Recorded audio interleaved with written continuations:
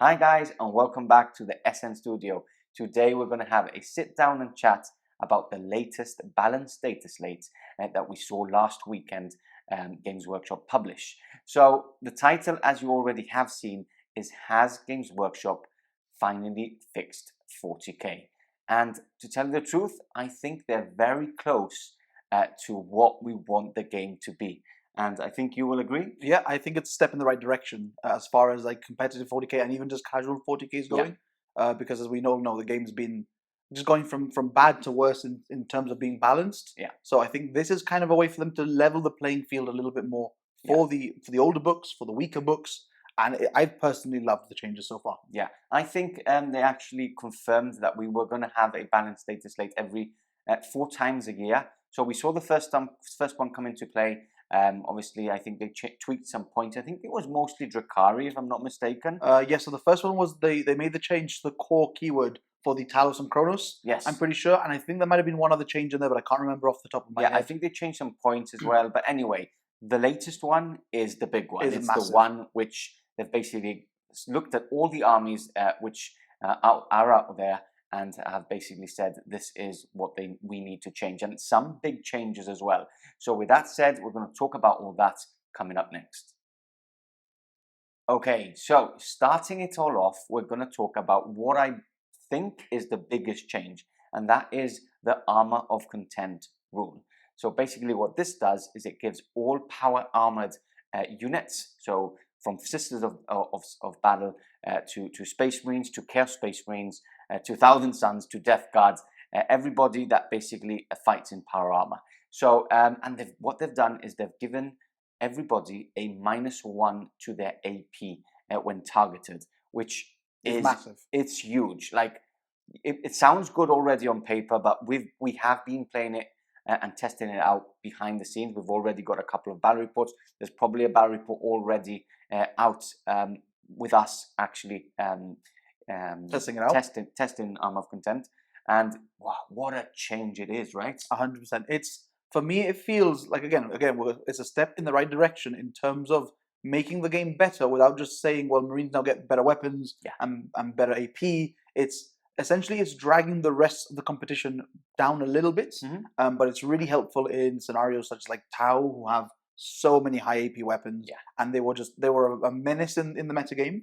So seeing now that you get your Marines and now you just -1 to the AP of those weapons, it's a lot better. We see Marines on cover plus, so they get +1 armor and a -1 on the weapons incoming onto them, it's so good. And obviously, just important to mention is that it's, whilst Pardo said it's power armored, it's essentially anything with the Astartes keyword or the sanctified Heretic Astartes keyword. So, for example, your vehicles get the -1 as well, which is really good on things like Leviathans. Everything on everything, everything with a 2-up armor is amazing. Yes. So there's a couple of positives. There's negatives as well to this, and we'll go into that briefly. But like William just stated, the game had gone to a place where AP was going a bit crazy. There was so much AP3, AP4 out there, which was never a thing, right? It was very unique to have an AP3 or AP4, whilst now with the help of things like strats, which increase your AP, and specific rules, it was becoming a bit of a joke. And obviously the ones that were hurt the most with these rules and AP value were the Space Marines, both Chaos and Space Marines. Correct. Just because they've always had the resilience of having a good armor save, whilst in this edition they felt like if they didn't have an armor at all. So a great thing. And just for you guys to get a perspective of what this is, basically if you get hit by a -1, you would still have a 3-up save. If you're in cover, you would still have a 2-up save, which it is actually huge and a very, very good buff. Now, talking about the things that haven't gone the way that maybe some of you wanted to go, and that's specifically Storm Shield. So anything that has basically a shield, both for Adeptus Sororitas as well and for Space Marines. I don't think there's anything in the Grey Chaos. Knights don't get it on their Dread Knights because they've got a specific shield on them. Exactly. Yeah. But basically they don't get it. So is it good? I personally think that it would have still been okay because you are paying the points for those Storm Shields, especially they did go up a couple of months ago. They went up with when Vanguard veterans were a thing. They actually increased, I think, storm shields and jump packs, which was good. But now it's like, is it worth it? I don't think it's worth it at all.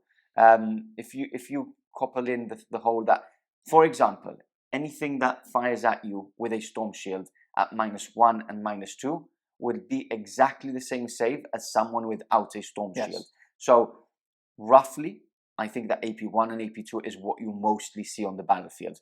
You still see AP3 and AP4, but it's a bit more difficult to actually see, right? So one thing I've noticed with this changes, and for a while I kind of didn't understand why they had made it until I noticed that they also affected the Sororitas models and the Grey Knight models. And I think it's also because they want to start seeing people building different lists. Right now, we see the majority of people either running 4 Dread Knights if you're playing Grey Knights, 30 Sacrosants if you're playing Sisters, and Vanguard Vets only if you're playing Marines. This sort of incentive to run, well, not better, but like what are now better units because they will get this ignore AP -1, I think is something that they've actually tried to like pinpoint a little bit more. We're going to see a lot more list diversity now as well. No, not a lot. Blade Guard, for example. Blade Guard, for example, they're not bad because I don't think Blade Guard will ever be a bad unit just because of how good their stats are, and just the raw stats for points are very, very good, right? But I think they kind of want to see a bit of a delineation from the current lists that we see, which are just, if you want to play Marine, just spam Storm Shields, which leaves a bit of a sour taste in people's mouths sometimes because it's a very boring way to play Marines, unfortunately. So hopefully this change will kind of incentivize new lists and better lists. Different things. Different things for sure. For sure. Things like 2-up save now is huge. Like normal Terminators without any close combat and storm shields added to them. Things like Leviathans, like William stated. And I just want to point out how good this is, because before, when you were taking things like Redemptors and stuff, you always had to pay the tax for taking things like Librarians to actually cast Psychic Fortress on them and get that 5-up invulnerable save, because again, there was so much AP3 and AP4 on the table. Right now, when you're getting hit by -1 and -2, you're still getting a 4-up. Or a 3-up. Or a 3-up. When you're getting hit by those -3s and -4s, you're still, -4, you're still getting a save, 6-up, and -3, which is the likes of a las cannon, you're still getting as if you had that 5-up invulnerable save. So it is actually huge. It's very good. I think Redemptors have now got an even better place and a closer matchup to things like Contemptors, just because they don't need that invulnerable save anymore because the AP value has dropped. So all in all, a 10 out of 10 from me. I think, William, I'll give it a 10 out of 10. In fact, and I've got a little side note. I actually think that this makes Chaos Space Marines a lot better than normal Marines. And we've spoken about this right before coming on camera. It's the fact that you have now a 12-point Chaos Space Marine, which has this inbuilt essentially -1 to incoming AP, which is so much more worth than a 20-point model with an extra wound, fine, but that extra wound just doesn't cut it for those 8 points. You can run 100 Chaos Space Marines for 1,200 points, which is crazy. Or you could run 100 Tactical Marines, which are the cheapest Space Marine option right now, for 1,800 points. There's no comparison. When you start and I think we're going to see a lot of lists basically spamming troop choices because you want as many bodies on the table because they're now much more survivable. The likes of, just briefly touching things like Alpha Legion. Suddenly it's a -1 to hit you because that's their trait, coupled in with a -1 to their AP. Much more survivable, and at that 12-point mark, they're actually very, very interesting. Do we want now the 2 wounds and them going up in points? I don't think so. It's a thing. I don't know. Will they lose Armor of Contempt when the new codex comes out?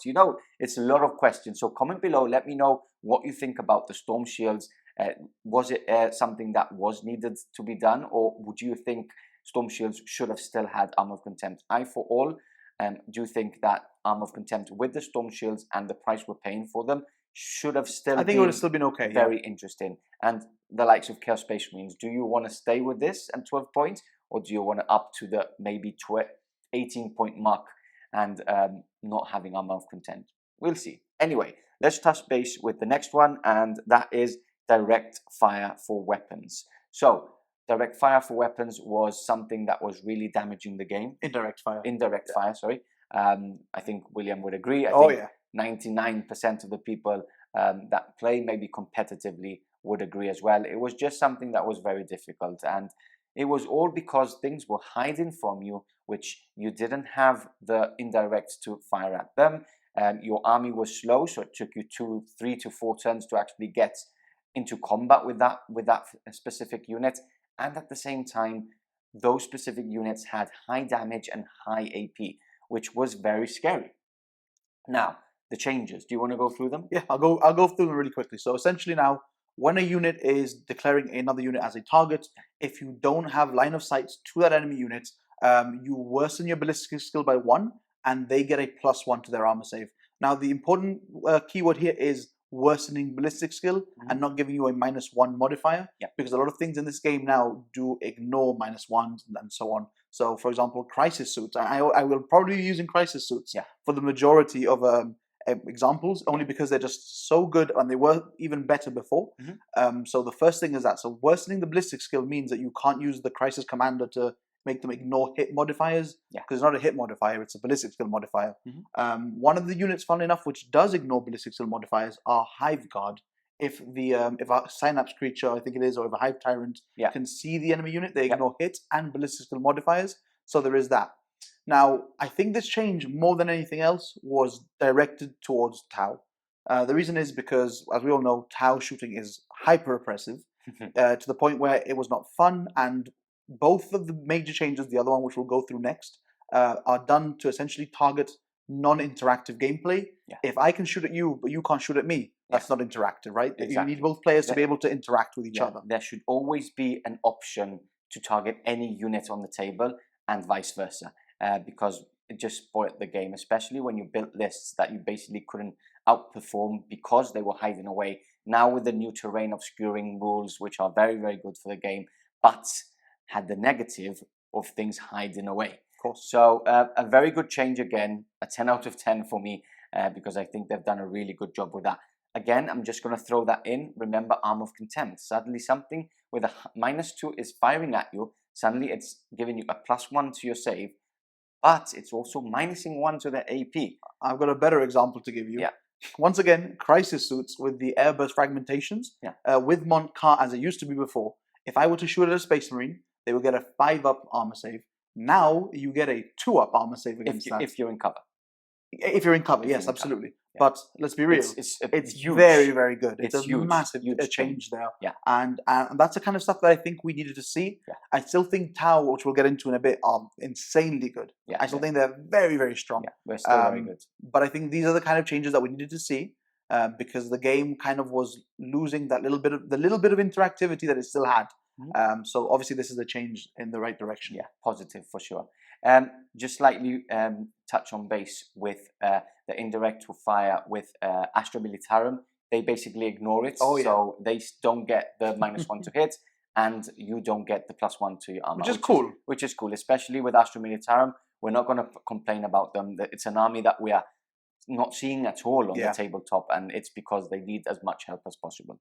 Anyway, lastly, now we're going to go and talk about the Bodyguard Rule. So again, another rule that was very sad to see, very strange to see not changed from 8th to 9th, because it was a problem already in 8th, wasn't changed to 9, and it was creating a lot of problems. So do you want to go through what they've done? 100%. So as we all know, the old Bodyguard Rule was essentially that if you had a unit with Bodyguard and it was within 3 inches of a character model, we'll put a caveat that it could have X amount of wounds or less. Sometimes it didn't have that caveat.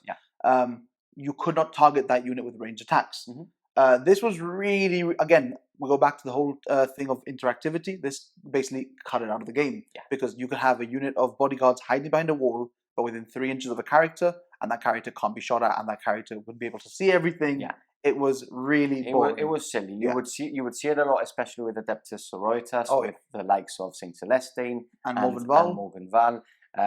Just silly. Again, just silly. Again, especially with the obscuring rules, so you couldn't target that unit, and Saint Celestine will just jump onto an objective within 3 inches of this Bodyguard Rule. No one could get near her. If you got 6 inches towards her, she would just heroically intervene, because she does have a rule to heroically intervene 6 inches. So another really good rule that changed for the game. And the change for this now is essentially that if you have the Bodyguard Rule, or any variation of it, which they actually mentioned the different variations of it, you essentially can look out Sir even if you have one model in that unit. Yeah. Which I think is how Bodyguard should have always been, Mhm. because it still means that you have to play the game. Yes, Right? exactly. It means that you can't just hide behind a wall and then just be protecting your character. The closest target has still not changed, right? No, so no. you can have Gilliman up close and personal, a Victrix on a guard, one of them being just behind, and you still can't target him, right? Provided there's another thing closer to you. Okay. No, yes. Okay. But so like it's essentially just they've gone the lookout Sir rule, mirror identical, just make it it counts for one model, can do lookout Sirs, Easy which fix. is perfect. But this actually does something really cool for the game, which means that we might start seeing armies that have snipers in them again, because now you can target these characters. Exactly. Which is really cool. It makes me good, think of things like Raven Guard with eliminators, or eliminate even scouts. I mean, even snipers, even scouts, even scout snipers. It's tweak lists, and again, a very good change, a positive change for the game, especially at competitive play. It means we also don't have to worry about ever seeing 3 crisis bodyguards behind a wall, character protecting, long strike, who's a hammerhead, by the way. Yes. And just hammerhead, just shooting you all game long. Happy days. Yeah. So we don't have to worry about that ever again now. Yeah.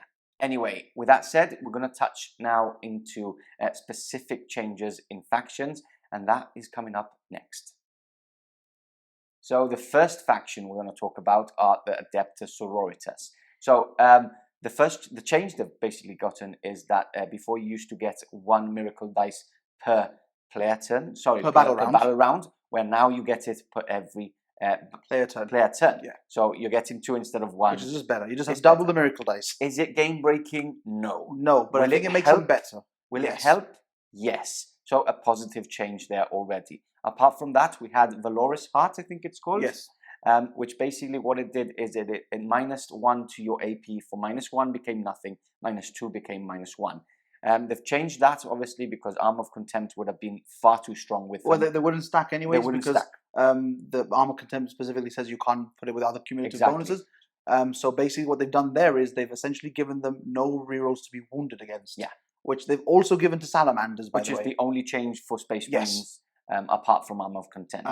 I think the no rerolls to wound is more valuable on Marines because they are toughness 4 bodies, as opposed to Sisters, which are toughness 3, and you're normally wounding on 3s and 2s. Exactly. And also they don't have essentially access to transhuman readily, like the Marines do. So it's not as good there, but it's still very, very powerful. Again, is it a massive change? No, but it will help. Obviously, it's not something that you see a lot of rerolled wounds, but when you start in rerolling, when you're playing against another Marine army, you've got lieutenants there. Rerolling, you can't do that anymore. You can't even CP reroll against them now as well, which is important for like vehicles and stuff. Yeah. So I think it is relatively powerful. So game changing, no. Helping out, definitely yes. 100%. And I think between this change, obviously, of having a couple of more miracle dice to play with throughout your game, and the Arm of Contempt on Adeptus Sororitas, I think we will see Adeptus Sororitas doing very well in tournaments. And to tell you the truth, they have lost Bodyguard, which was something, a role that they used a lot. But I still think that they have the units to actually cater for different lists 100%. and start performing at the same time. For sure. Okay, so next up, a big one, Astra Militarum. An army that was at the very, very bottom, if not at the bottom. I think they were at the bottom. They needed as much help as possible. They got already some help in the last Dataslate, where Lemon Russes went to 2-up saves and stuff like that. But and you could do the voice of command. I'm pretty sure you could chain things like that for the orders. I think it was. Yeah, I think you could give orders. Yeah, what was the change? I think it was you could give orders to vehicles or something, or to Lemon Russes or something like that. Yeah, exactly. I can't remember exactly because I don't play them. Yeah, I think there was definitely something else that you could give, but again, it wasn't enough help for them. So they have received a couple of buffs. The first one we're going to talk about is how they can now auto wound on any 6s to hit. This is huge, right? Oh, yeah. The amount of shots that are firing at you, for example, a Punisher, a commander with a Punisher is now hitting on 3s now. 40 shots going into you. From those 40 shots, a lot will be auto wounding, and then you still have to go into your normal wounding roll, which is very, very good. Las guns, first rank, second rank onto them. You know, triple the amount of shots or double the amount of shots on them with rapid fire. suddenly a lot of this weak guns and shots will start wounding you a lot more. Yeah. I think we're going back to the whole idea of just throwing buckets of dice at people. Yeah. Which is really cool, I think, from the perspective of like Guards. of guard, because it's what they do. They just throw loads of fire at you and hope something sticks. Yeah. So I think it's a really cool thing. I think it's a tad overboard because they've given it to everything. It's a bit minus scary. aircraft and Tempestus Scions, which they've changed now as well. But just think, like what you said, like the Punishers with 40 shots, the Manticores. It sounds very scary, and to tell you the truth, I am with Big Will here. I think that maybe they've stepped a bit too far, but we do have to wait for the next couple of weeks, see where they stand, see how they're doing in tournaments, and obviously test it in the studio as well, because sadly Shaggy hasn't been able to come. Gaz has been very, very busy as well with the Death Core of Krieg, so we haven't actually play tested it. But they are looking very, very good. This is very good as well because obviously they do have a low ballistic skill. There's now the dense cover keyword on the battlefield. There's a lot of things that still give you a -1. So you would see them normally hitting on 4s and 5s a lot. They don't have access to rerolls either. So the auto wounding on 6s to hit will be helping them a lot. Now, do you want to mention something else? No. Okay. I was just going to say that I think it's cool that we're going to see Guard being played again. Yes, because it's been a long time coming. It's such an iconic army. Yeah, for sure. And to see them back is something very, very positive as well. Now, I think this is an even bigger change.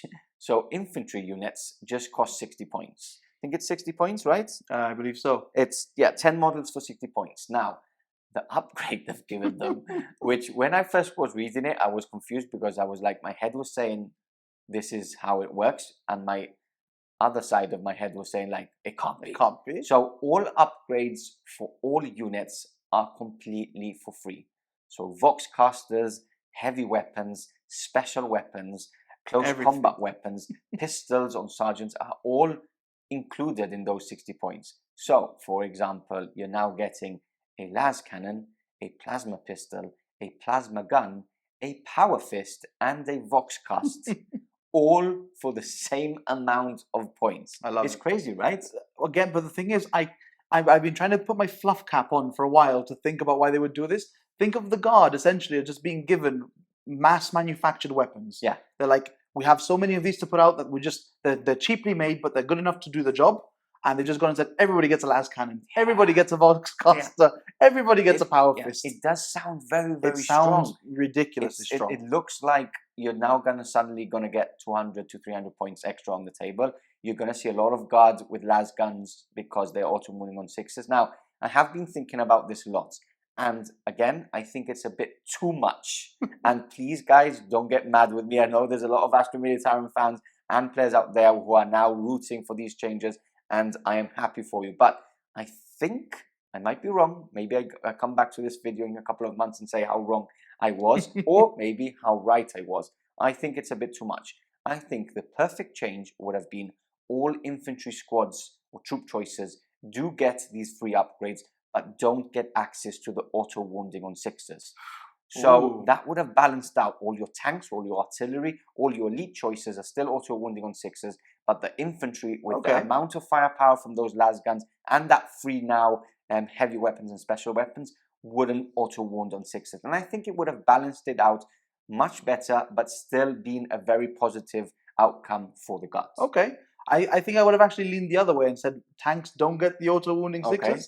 Apart from your indirect, maybe indirect could get it because they're just, they're just bombarding areas, and your troops actually do get it. Just so you have your normal infantry, just firing massive amounts of shots and hoping something sticks. But I agree. I think that both of them together make for a really potentially, which I haven't seen it played yet. I'm excited. I'm very excited because it makes for a potentially very strong combination of firepower. Yeah. So I'm hoping that it actually does something to bring the Imperial Guard back up a little bit. Yeah, I agree totally.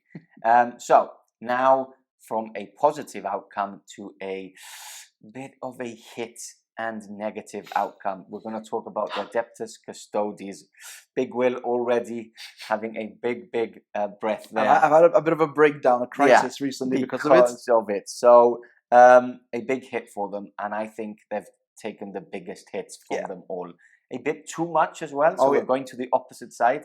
So Custodies basically They've lost the objective secured on bikes and characters. Bikes never had it before. They've just lost it on everything that's not troop choices Okay, now. so Aloris, big hit on Aloris. Yes. Big hit on characters. Trajan is a potato now. Yeah, it is. But he's still very good. Yeah, no, he's still very good. He's also good for his points. But the other thing that I found out, which is very weird, is that Sisters of Silence don't have OBSEC anymore either, because it specifically says your Depthus Custodies troop choices. And don't have Armor of Contempt either. And they don't have Armor of Contempt either. Yeah. For some unknown reason. It is what it is. I think that change is the biggest clubbing blow. Yeah. Because you're already playing with such few models that losing out on some OBSEC is really hurting. I understand that they probably wanted to stop things like Impregnable Mind, which used to put in a character, and that character was now 4 OBSEC bodies by himself. But they could have just made it so it doesn't stack with other cumulative effects. But I guess it's a bit weird because then every character had OBSEC. It was a very, very weird way to balance something out. Yeah, definitely. And I just feel like they did the nerf. They did need the yes, nerf absolutely. because they were just too strong, and you could see it in the competitive play. They were just winning events left, right, and center. But we've already talked about that change, but there's still the biggest changes. So add the following to the esteemed amalgam: Emperor's Auspice and Martial Discretion stratagems. You can only use this stratagem once. So, do you want to take us through what those 3 stratagems 100%. are? So, Esteemed Amalgam was the Emperor's Chosen specific one that used to let you change one model or one unit's shield host abilities to something else. Yeah. So, you're playing Emperor's Chosen and you could change them to Solar Watch, and that unit can now fall back and charge again. Yeah. Or you change it to Dread Host, you get that extra AP, things like that, right? That's become a one-use only thing now, and it's big. I mean, that one I don't mind as much because it was very broken. I'm okay with that one. Yeah. I'm okay for it. 1 point. It's quite fluffy as well. Once per game, I'm happy with that one. It was a very, the thing with Emperor's Chosen was that it was very toolboxy because you could always swap out things and change things with them. And it made it so that you had such flexibility with the Custodies army, which makes sense. Yeah. But I think it was a bit too much for them. Definitely. Going into the other one that gives you some flexibility was Martial Discretion, where you basically picked a unit, and that unit would get the fighting style that you don't have currently available. So let's say you're on turn 4 or 5, you've run out of Rendax, which is the auto wounding against vehicles or monsters, and you want it back on a unit, paid 1 CP, gave it to a unit, and you could do that for the rest of the game. Yeah, which was crazily good. I think with bikes it was just ridiculous because you just be auto wounding salvo launchers, charging into things at strength 8 +1 to wound, and it was just crazy good. So those 2 took a very big hit in that sense, but I think they made sense. The other one, which is Emperor's Auspice, which is turning off rerolls. Oh no, such a big hit. So when we mentioned switch off rerolls, it was rerolls to hit, to wound, and any damage rolls, all switched off for 1 CP. Yes. Fair enough. Broken, 1 CP, far too cheap. Did they have to go all the way to once per game use only? I don't think so. No. I think they could have even increased it to 3 CP. And it's your wish or not to actually use it for more than once we go through all the changes, I'll go over what I think they should have done for those changes, really. Yeah. So we'll go into the next change as well. Yes. So change the Depthus Custodies keywords in all instances on the Arcane Genetic Alchemy and the Emperor's Auspice stratagems to read Adeptus Custodies infantry only. So basically what this is that all the bikes can't basically receive this. So essentially Arcane Genetic Alchemy is our transhuman, and Emperor's Auspice is turning off rerolls, and essentially this has locked those only to infantry units, which is enormous. I don't mind this change as much as the only use once for the turn off rerolls, because being able to just be 2 CP on a unit of bikes and just be like, you can't reroll and they're transhuman was pretty big. But these are the proposed changes that I made originally when I thought about it, which is just up them to 2 CP, right? And then 3 CP if your unit is a unit of bikes. Or has X amount of models in it, right? And that means that if you want to turn off rerolls and transhuman, that's 6 CP. You know, that's going to make you think about where you want to spend your CPs a little bit more. Where before you weren't thinking about it. So that would have been the change that I would have personally made. Because it would have been a massive blow to your CP, which is a resource that Custodies love using. And it wouldn't have had the feels bad of, oh, I can't just do it at all in my units now. It's crazy. A bit too much there. But nothing we can do now. And to tell you the truth, I think bikes will go back onto the shelf because they're just not as good as before for the points they cost. Apart from that, the sad thing is that Custodies have lost the movability and the board control with Yes, those 100%. bikes. I think we will start seeing 3 big units of 10 shield guard. Yeah. And just be like, we'll play to the last, we'll play Stranglehold. Yeah. Shout out to Stig from Tabletop Tactics, who was already running 2. This guy is thinking ahead. Yeah. We'll just see that. We'll see very boring Custodies play now. We'll see Definitely. 30 shields just walking up the field, sitting there and just waiting for the game to end. Yeah. And hopefully you win by points, which is kind of, it feels very bad. Yeah. So that's the second page of the Dataslate. We're going to go on to the final and third page of the Dataslate coming right up. Okay, so now we're going to go into the Death Guard changes. One of the probably best outcomes in the Dataslate are the Death Guard. Yep. So what they have received is that all Blightlord Terminators and Deathshroud Terminators are now objective secured. Huge win for them. Oh yeah. Because I'm going to say my personal opinion. I don't play Death Guard, but DC plays Death Guard and I have played them a lot. So the change here is big just because the Terminators did go up in points, I believe.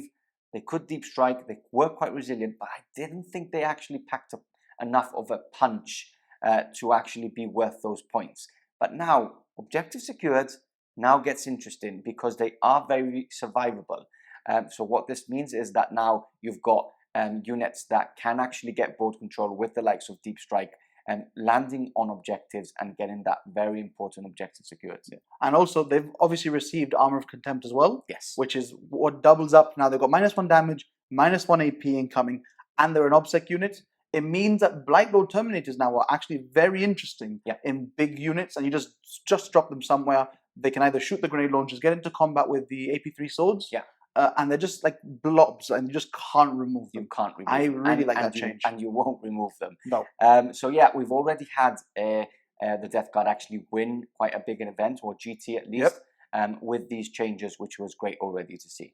Okay, 2 more, and 2 hard hits as well for these last 2 armies. Harlequins. Harlequins were just winning everything. Like everything, nothing could compete against them, not even the Mighty Tau and the Mighty Custodies. So they did need a nerf, and everybody was waiting for that to happen. So the changes. First of all is Mirror Architect Pivotal Role, which was something that you would normally give to a Shadow Seer, and the Shadow Seer would have an aura of 6 inches, and anything within that 6 inches was basically as if they were 6 inches further away from you. So if you had a 24-inch bolter, you needed a 30-inch bolter to actually get into them. And it was so easy to actually get into that aura with all your vehicles that it was a mighty big change when that codex came out. Of course. The problem was that you could give them a relic as well to increase all their auras by 3 inches. So you'd have 9-inch auras now of this. And essentially what you do is you just conga line all your boats so that one point was always within 9. And then you would always count as being 6 inches further away from them, which had so many implications. For as an example, if you have a 6-inch pistol, you can't shoot it. Yeah, exactly. You can't shoot it. Because you're just out, because you have a 0-inch range now. Throw your pistol on the floor and punch him. It was wild. You couldn't even shoot it. Like, you could never shoot it. And that's the thing that was really annoying, just small things like that. It gave the army, I know that they're very fragile, but it gave them more durability than they needed to be afforded at that point. Which was I think that was a bit of an oversight from them. Now, though, you essentially, in your command phase, you select a core unit, and essentially that one core unit gets this benefit. With troops becoming core now, it means that now you have 2 different targets for them between those and the bikes. So that's a kind of change that we needed to see. We needed to see it, because you can still make your army almost untargetable. You can give one of them. You can give the what's it called? Sorry, the Mirror Architect. You give the Mirror Architect to one. You give Fog of Dreams to the other one, and now you basically have fun trying to target 2 different units. Exactly. So that change was very, very well. Positive change. We go on to the favor of Zegarath Warlord trait, which meant that any 6s, unmodified 6s to hit, would grant you 3 extra hits. Okay, so the combo here was Death Jester. You used to give it Harvester of Torment, so every 6 to hit was 3 additional hits, and you used to give it Favor of Zegarath. And then you roll your hits, and you could turn one of those into a 6. And essentially what that would do is it would just give you 3 additional hits with your Lookout Sir, Ignoring, Shuriken Cannon. So it was crazy good. And the change that they've done to this now is, that Just in you combat. can do it in combat only, which is the kind of way you fix this stuff. I think it's made it relatively redundant now. Yeah, because maybe too much, but maybe too redundant. But at the same time, it was so feels bad. It happened in my game with Manny. Spoiler alert: he rolled his 3 shots to hit. He rolled 2 6s, twice. and then he went, "All right, cool. I'll turn the third one into a 6." Yeah, and now twice. all of a sudden, your 3-shot weapon has landed 12 hits. Yeah. A damage 2. and ignoring the lookout cert. Ignoring the lookout cert, So- -2, which goes up to -4 because it's shuriken. Like there was just so much going on there.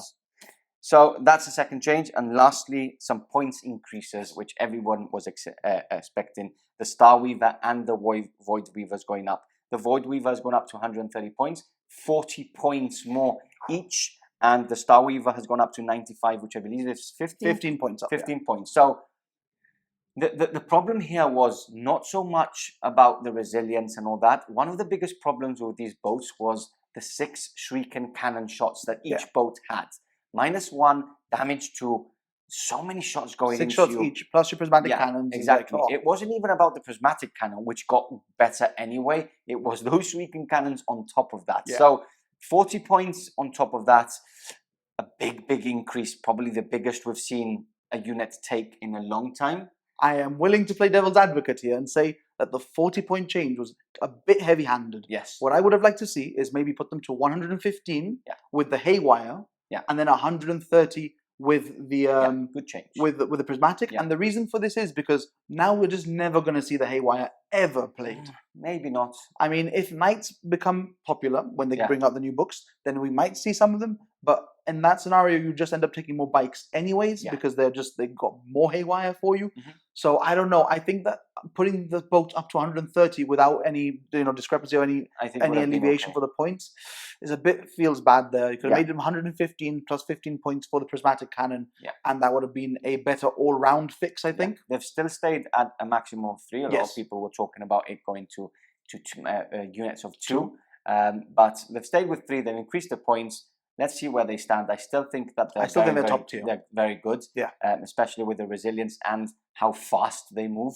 So interesting to see where they will be in the next couple of months. Lastly, we're going to go into the Tau Empire, another of William's favorites. And that's 3 of my armies that have been hit already. Yes, and this is why he likes competitive play, because he takes the nerfs with him. So again, another army that we knew the nerfs were coming and they were much needed, because they were just blasting things off the table. Any game that lasts 1 or 2 turns and there isn't anything on the other side of the battlefield anymore means that it's bad for the game. It's not good for the game. And the problem is that that was exactly what was happening against Tau. Changes. First of all, we've got Monka ability. Monka ability used to allow you for the first 3 turns to advance until shoot and get an extra AP depending on the distance there was, right? So essentially, the 2 parts of that, you can count as remaining stationary even when you advance for the first 3 turns, and the second part was that you looked at the table, you looked at your distance to the enemy, and you were given an extra AP and reroll 1s to wound. The extra AP was more powerful than the reroll 1s to wound, in my opinion, because it means that your plasma rifles were AP 5. Yes. Why do they need to be AP 5? I don't know. I do not know.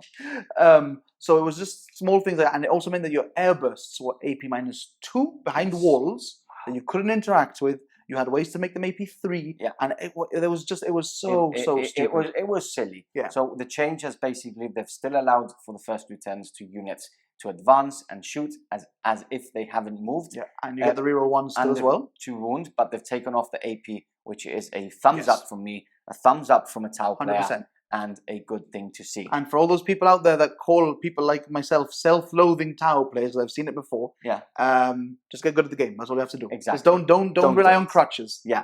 Okay. So another change was the devastating counter-strike of Farsight Enclaves. Each time a model with that tenant makes a ranged attack that targets a unit within 9 inches, the target is treated as having a mark light. So before it was within 12 inches. Yes. So what we were seeing, everybody taking crisis suits, everybody taking Farsight Enclaves, deep striking down, and you were still within range of adding your AP and your marker light. And getting your marker light, which was crazy, because now it meant that you were hitting on 3s out of deep strike, and you obviously were using drop zone clear for full rerolls to hit and wound. Which is just ridiculous. Silly. At least now you don't get that extra marker light, which means that if you want a marker light out of deep strike, you actually have to think about angles where you can basically move your marker lights to be able to get them onto units, which is much cooler. It's much better. Yeah. It's what they needed to essentially be, and it's still not a big deal. Like we played a game where I took Farside Enclaves when you played the Crimson Fists, and just as a quick thing, I still found it very easy to draw those lines to get those marker lights. You're still top tier, still gonna smash armies. The problem is that it's not as easy as it was before. Next point, remove the core keyword of broadsides. A simple change. That's what they get. Not devastating either, but the only thing they won't get is they can't reroll stuff. They don't need it. They still have the marker lights they can use. Their guns are still very, very good. 8 wounds each, a good toughness. 2-up saves. Bodyguard drones or whatever they call them. Shield drones on them. A unit that is very difficult to take out and still have the capabilities of hitting a 3s. Another thumbs up. And obviously it stops you from stacking ethereal buffs on them, because you know what's more obnoxious than that? Is that same unit with the 5-up feel no pain and a -1 to be hit. Exactly. Which, let's not get into how stupid that was. It was silly. Perfect change as well. And again, I still think that the role that broadsides play is they just sit at the back without a commander and they shoot. And they're hitting on 3s. They can move, advance, shoot normally still for the first 3 turns. They still have the infantry keywords, which a lot of people thought they would remove. So they're still moving through walls, and it's great. They're still good. Lastly, the repulsor impact field and photo grenade stratagems do not basically stack up. Fine. So basically, both of these stratagems were a -2 to your charges. Or one of them was -1. Both of them were -2. -2. Which meant that if you charge an enemy unit charges you through dense, you could just -6 them. Because you spend 2 CP, because let's say that they're charging a battlesuit unit and a Pathfinder unit, spend 2 CP, oh look, your opponent's -6 to charge now. It's another silly no need for that probably was slipped by the playtesters and obviously Games Workshop. Easy fix, you can't stack them together, so the max you're going to get is either a -4 if you're going through dense. No, it's just a -2 because it doesn't stack with dense. It doesn't stack with dense, so -2. Which is good, that's fine. It means out of deep strike though, your opponent gets an 11-inch charge. Not I can't charge you anymore because so that's good. I do want to make a quick little bullet point here. I notice that the list that we've been seeing a lot now from Tau sees everything taking velocity trackers because you get the +1 to hit against fly, so it basically means that you didn't need marker lights. With Virtus Praetors, the jet bikes for the Custodies now being out of the game essentially, I think we're going to start seeing a lot more target lock, so you can ignore cover because it means that if we start seeing more Marines who are going to be cradling on cover. They're going to be looking for cover all the time. That's all. So they'll be ignoring essentially 2 AP.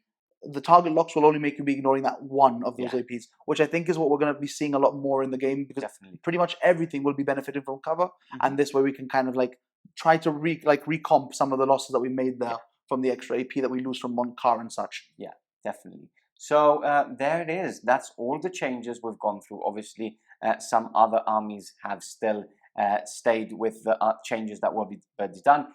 Quickly touch base with Chaos Knights and Imperial Knights. The first Dataslate that came out, they had removed the objective secured. Now it's back in play, and we'll see what's going to happen from there, because their codexes are near release or pre-release. So I think we're going to see some changes in those codexes anyway.